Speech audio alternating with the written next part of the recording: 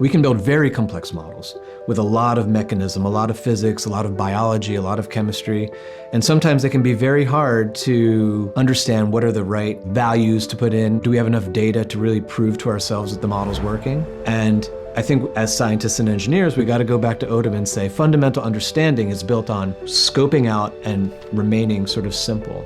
Well, now what do you see in the future? Where is your own personal research going to go? Where do you think this type of research is going to go? One of the most interesting things that I picked up about Howard Odum was he inspired so many generations of scientists with curiosity, scientific inquiry, and one of the main reasons I'm here is because of the Center for Wetlands. So he started the Center for Wetlands in 1973, and it was a place where the focus on wetlands both as a natural ecological system, but also as one that can support human interests like wastewater treatment, carbon storage, trips to space, and systems on the moon and on Mars was brand new at the time.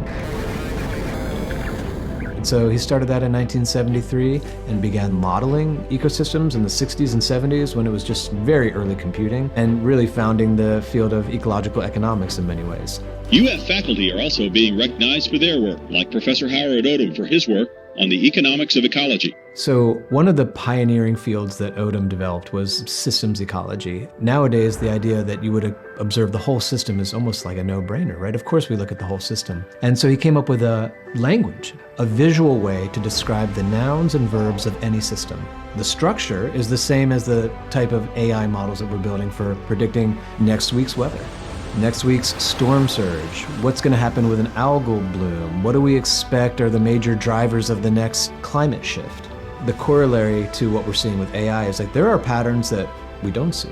And because of the vast amounts of data, sometimes we're unable to perceive, like a beautiful starling murmuration, individual birds making individual decisions based on their position in the flock and the time of day. We can observe that and kind of be amazed that nature organizes itself in those patterns and hierarchies. But what we're being able to do now is see patterns that are unobservable with our eyes.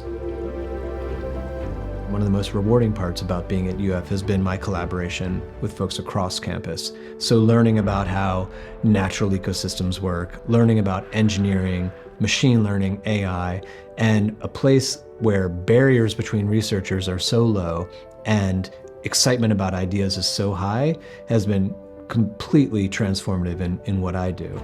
Dr. Howard Odum, an environmental engineering scientist, asked that research not be concentrated into any one energy basket, that all forms of energy, biomass, solar, and others, must be considered, since no one form is capable of fulfilling all needs.